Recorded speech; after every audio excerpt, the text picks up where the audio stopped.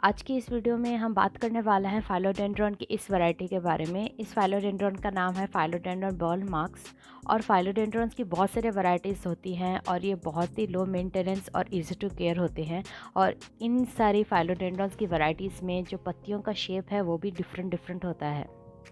तो आज हम बात करेंगे कि अगर आपके पास ये फाइलोडेंड्रॉन वर्ल्ड मार्क्स है या इसके अलावा कोई दूसरा फाइलोडेंड्रॉन का वैरायटी है तो कैसे आप उसका केयर करेंगे।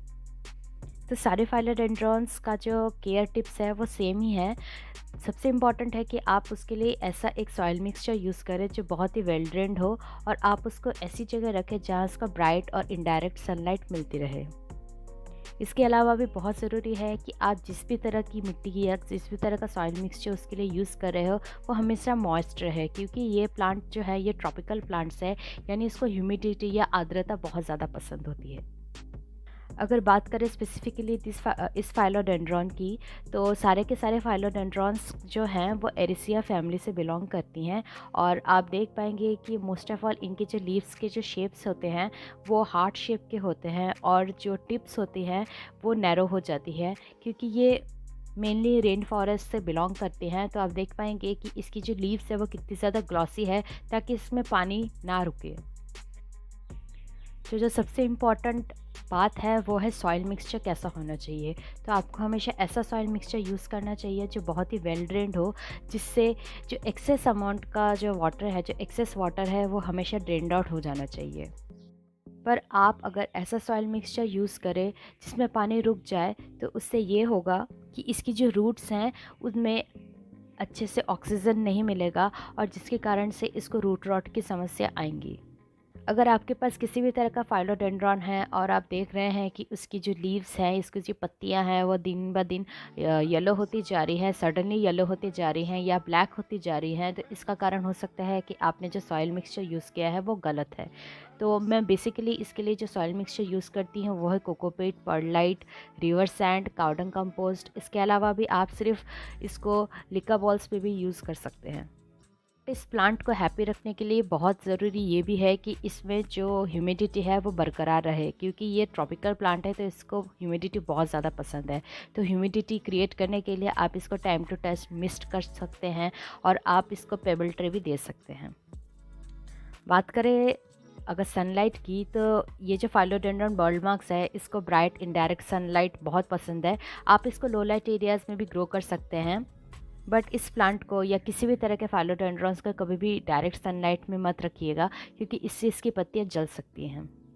अगर आप देख रहे हैं कि आपकी जो लीव्स हैं, आपके जो प्लांट के जो लीव्स है फाइलोडेंड्रॉन्स की, वो सडनली येलो होती जा रही हैं, तो इसका कारण ये हो सकता है कि आप उसको तेज़ धूप में रख रहे हों। तो आप इसको नॉर्थ या ईस्ट फेसिंग विंडो में बहुत ही इजीली रख सकते हैं, क्योंकि इस एरियाज़ में उसको ब्राइट बट इनडायरेक्ट सनलाइट मिलेंगी।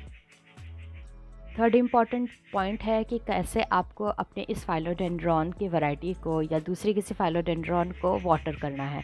तो सबसे इम्पॉर्टेंट है कि आप इसकी सॉइल मिक्सचर को हमेशा मॉइस्ट रखिए, क्योंकि इस प्लांट को ह्यूमिडिटी बहुत पसंद है। और जब भी आप इसको पानी दें तो ज़रूर ध्यान रखें इस बात का कि इसमें जो एक्स्ट्रा वाटर है वो ज़रूर ड्रेन्ड आउट हो जाना चाहिए। बट आप अगर अपने फाइलोडेंड्रॉन को ओवर वाटर या अंडर वाटर करते हैं तो आप देख पाएंगे कि इससे इस प्लांट को बहुत इफ़ेक्ट होगा। अगर आप इसको ओवर वाटर करेंगे तो आप देखेंगे कि इसमें बहुत सारी डिजीज़ेस या जैसे रूट रॉट जैसी समस्याएं आएंगी। अगर आप इसको अंडर वाटर करेंगे तो आप देखेंगे कि आपका प्लांट जो है वो मुरझाया हुआ सा है। तो अगर आप इसको फिर से वाटर कर देंगे तो आप देखेंगे कि आपका प्लांट फिर से रिवाइव हो गया है। स्पेशली ठंडियों के समय में इस प्लांट को पानी की बहुत कम ज़रूरत होती है, बट अगर आपको इसको कुछ पानी देना है तो हमेशा चेक करिए इसका सॉइल मिक्सचर। अगर आप देखेंगे कि वो सूख चुकी है तो इसको ज़रूर पानी दें, ठंडियों के समय स्पेशली। बट अगर आप देखेंगे कि इसकी मिट्टी कहीं ना कहीं थोड़ी मॉइस्ट है तो तब उसको पानी देना ज़रूर अवॉइड करें।